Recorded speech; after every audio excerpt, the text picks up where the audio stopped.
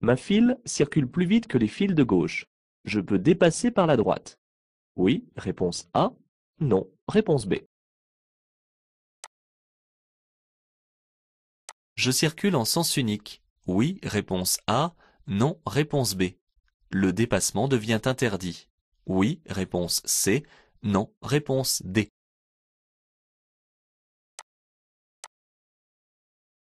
Je tracte une caravane et l'ensemble fait plus de 7 mètres de long. Je peux dépasser sur la deuxième voie. Oui, réponse A. Non, réponse B. Sur la troisième voie. Oui, réponse C. Non, réponse D.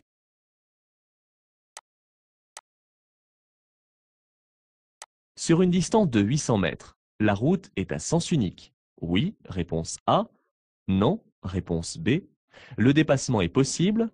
Oui, réponse C. Non, réponse D.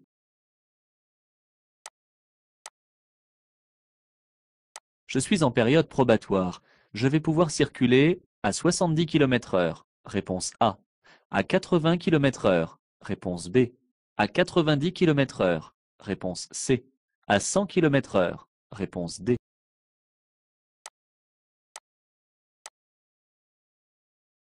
Pour aller à Bordeaux, je dois me placer dans la voie de droite. Réponse A.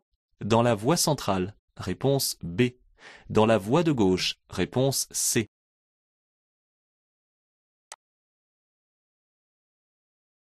En période probatoire, je vais pouvoir circuler à 90 km/h. Réponse A. 80 km/h. Réponse B. 70 km/h. Réponse C.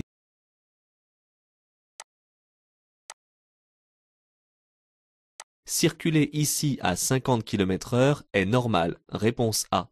Interdit. Réponse B. Dangereux. Réponse C. Je céderai le passage aux usagers venant de gauche. Oui, réponse A. Non, réponse B. Venant de droite. Oui, réponse C. Non, réponse D.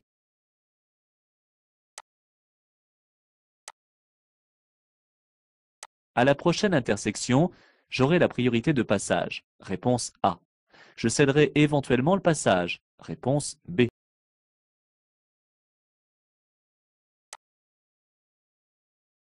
Le feu jaune clignote. Les usagers venant de droite doivent me céder le passage. Oui, réponse A. Non, réponse B. Je dois céder le passage à droite. Oui, réponse A. Non, réponse B. Ralentir. Oui, réponse C. Non, réponse D.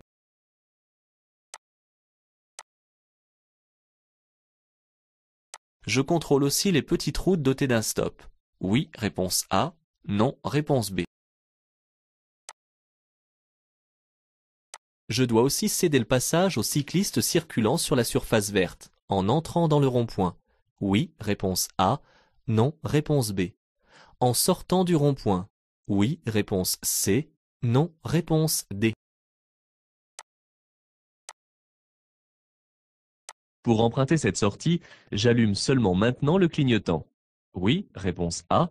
Non, réponse B. Je commence déjà à ralentir. Oui, réponse C. Non, réponse D.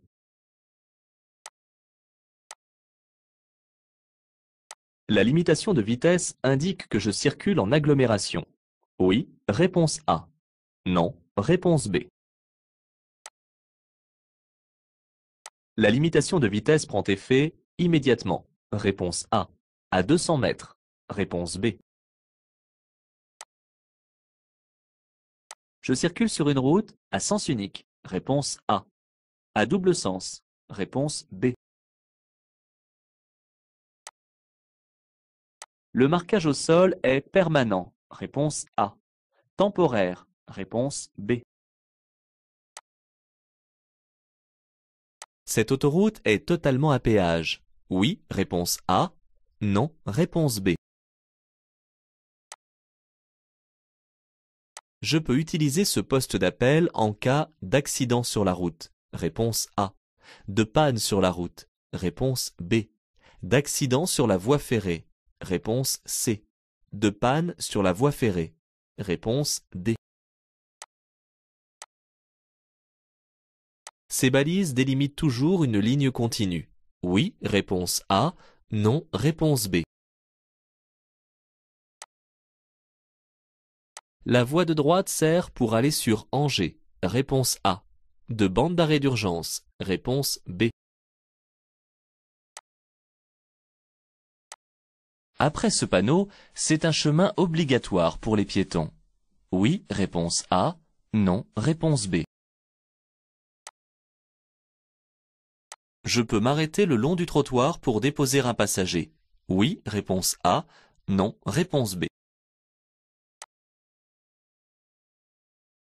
Le stationnement peut parfois être autorisé sur le trottoir. Oui, réponse A. Non, réponse B.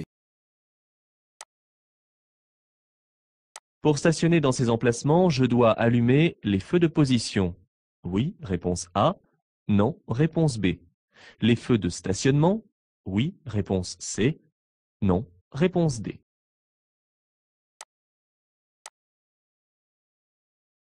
Lorsque j'ai un doute sur le carburant à utiliser, je peux regarder sur la carte grise du véhicule. Oui, réponse A. Non, réponse B. Au niveau de la trappe à essence, oui, réponse C. Non, réponse D. Dans une station-service, l'extincteur n'est utilisable que par le technicien préposé. Oui, réponse A. Non, réponse B. Ce véhicule a le droit de circuler. Oui, réponse A. Non, réponse B. La consommation de carburant augmente proportionnellement avec la vitesse. Oui, réponse A. Non, réponse B. En cas d'incident grave, j'évacue le tunnel. J'allume les feux de détresse. Réponse A. Je laisse les clés sur le contact. Réponse B. Je peux revenir en arrière. Réponse C. J'utilise le téléphone portable pour signaler ma présence. Réponse D.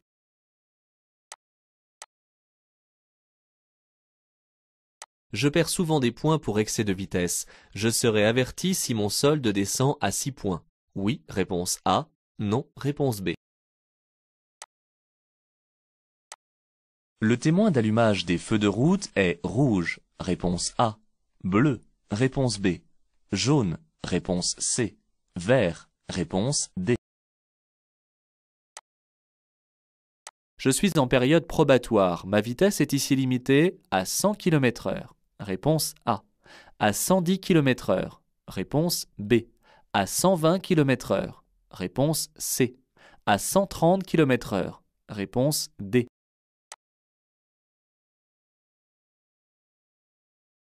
Dans cette situation, je laisse passer les véhicules à gauche. Réponse A. Je continue d'avancer. Réponse B. J'ai encore le temps de passer au moment où la sonnerie retentit. Oui, réponse A. Non, réponse B. Au moment où les feux commencent à clignoter. Oui, réponse C. Non, réponse D.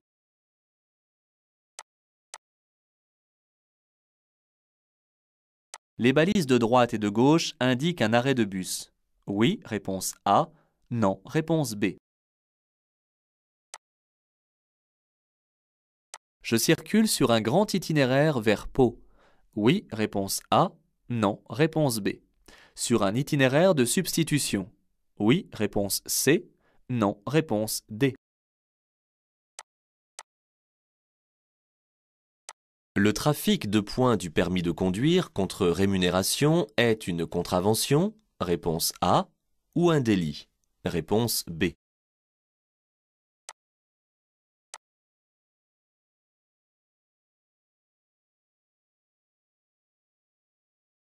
Je circule actuellement sur le boulevard périphérique parisien où la circulation est chargée. Elle s'est naturellement établie en file. Lorsqu'une file va plus vite que l'autre, ce n'est pas considéré comme un dépassement car chacun a l'obligation de rester dans la sienne, sauf pour changer de direction. Je reste tout de même prudent au cas où un usager souhaiterait emprunter la sortie à 200 mètres. La ligne de rive continue à gauche et la répétition des panneaux de limitation de vitesse confirment que je circule à sens unique. Cette limitation n'interdit cependant en rien de dépasser un usager qui circule plus lentement que moi. Si mon véhicule ou si l'ensemble dépasse 7 mètres de long, je ne suis autorisé à utiliser que la première et la deuxième voie de l'autoroute. Je peux donc dépasser le camion semi-remorque, mais pas le camion de plus petit gabarit en empruntant la voie la plus à gauche. Ce panneau signifie que je circule sur une route à sens unique, et le panonceau qui l'accompagne indique la distance sur laquelle elle s'étend. Bien que la vitesse soit limitée à 90 km/h, aucune interdiction de dépasser n'apparaît ici. Les limitations ponctuelles ne sont pas concernées par une restriction supplémentaire envers les conducteurs novices, car seules les limitations générales leur sont applicables. Ici, les chaussées sont séparées, ce qui implique une vitesse limitée à 110 km/h. La limitation ponctuelle à 90 km/h concerne donc tous les usagers. Je circule sur une chaussée à sens unique, divisée en 3 voies de circulation. Des flèches sont apposées au sol pour m'indiquer les différentes directions possibles. Je me place dans la voie correspondant à la direction que je veux suivre. Je ne tarde pas à me placer dans la voie la plus à gauche après avoir contrôlé le trafic derrière et à côté de moi. Après ce panneau de fin de prescription, la vitesse sur cette route hors agglomération sera limitée à 90 km/h. Mais pour les conducteurs en période probatoire, cette limite sera réduite à 80 km/h. Attention, je peux circuler en dessous, mais en faisant toutefois attention de ne pas gêner les usagers qui me suivent. Je dois adapter mon allure en fonction de l'environnement dans lequel je circule, c'est une obligation. Même si la vitesse est limitée à 50 km/h en agglomération, il serait dangereux ici d'atteindre cette allure. Je me modère donc considérablement afin de pouvoir m'arrêter sur la distance visible. Je vais aborder un carrefour à sens giratoire. Ces carrefours ont été implantés de façon à rendre la circulation plus fluide. Au niveau du carrefour, j'aurai un panneau de céder le passage, et avant de m'engager, je m'assurerai qu'aucun usager ne vienne de la gauche. Les usagers qui entrent à droite doivent me céder le passage lorsque je suis sur l'anneau. Ce panneau est avant tout un panneau de danger où l'on doit ralentir. Il annonce une intersection où s'applique la règle de la priorité à droite, ce qui signifie que je devrais céder le passage aux usagers venant de ma droite, et je m'assure que les usagers venant de gauche me cèdent le passage. Lorsque les feux ne fonctionnent pas, je dois appliquer la règle de la priorité à droite, puisqu'aucun panneau réglant la priorité de passage n'est accroché au support des feux tricolores. Le conducteur du véhicule à droite rencontre un panneau de céder le passage. C'est donc ma route qui bénéficie de la priorité à cette intersection. Cependant, je ne vois pas le regard de l'autre conducteur. Aussi, je ne peux pas m'assurer totalement s'il a pris en compte ma présence dans ce carrefour. Dans le doute, je ralentis et je garde le pied au-dessus du frein. Il n'y a pas de petite ou de grande route, il y a des routes avec des usagers. Nul n'étant infaillible, je regarde aussi, pied devant le frein, vers les petites routes sans aucune visibilité. La surface verte ou la voie réservée de la même couleur dans un rond-point permet aux cyclistes de circuler en meilleure sécurité. Je dois effectivement leur céder le passage en entrant dans le rond-point, mais aussi en sortant, du fait que je coupe leur voie. Pour sortir, la vitesse étant limitée à 70 km/h à partir du panneau, je suis obligé de ralentir avant d'entrer dans la voie. Il est nécessaire d'allumer le clignotant 150 à 200 mètres environ avant la sortie. Ici, c'est trop tardif. Je fais des appels avec les feux stop pour ne pas surprendre l'usager qui me suit. En règle générale, la vitesse est limitée à 50 km/h en agglomération. Cependant, celle-ci peut être supérieure, sur décision du préfet, sur les sections de route où les accès des riverains et les traversées des piétons sont en nombre limité et sont protégés par des dispositifs appropriés. Cependant, il s'agit alors d'une limitation à 70 km/h. Ici, je circule hors agglomération, mais l'environnement exige un ralentissement à 60 km/h. Lorsqu'un panonceau est commun à un panneau de prescription et à un panneau de danger, il est alors placé sous le panneau de prescription et il est valable pour les deux. Ici, le panonceau complète le panneau sous lequel il est directement placé, c'est-à-dire l'interdiction pour les véhicules de transport de marchandises. La vitesse sera donc immédiatement limitée à 50 km/h. L'indice formel qui peut m'informer sur un éventuel sens unique se situe au niveau du marquage au sol. Lorsque la ligne de rive de gauche est continue sur tout le tronçon, c'est que je circule obligatoirement à sens unique. Si, au contraire, cette ligne est discontinue, Je circule à coup sûr sur une route à double sens de circulation. Je circule actuellement dans un endroit où il y a des travaux. Je le vois grâce au marquage au sol et aux blocs de béton placés pour séparer la chaussée. Comme les marques au sol sont jaunes, c'est qu'elles sont temporaires. Elles seraient permanentes si le marquage était blanc.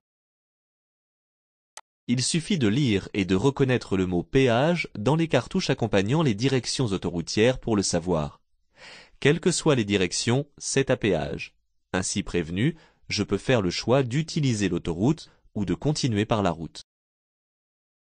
Ce poste d'appel, placé à proximité immédiate d'un passage à niveau, sert à avertir en urgence qu'un usager encombre le passage à niveau et qu'il est difficile, voire impossible, de faire bouger afin d'évacuer la ligne ferroviaire.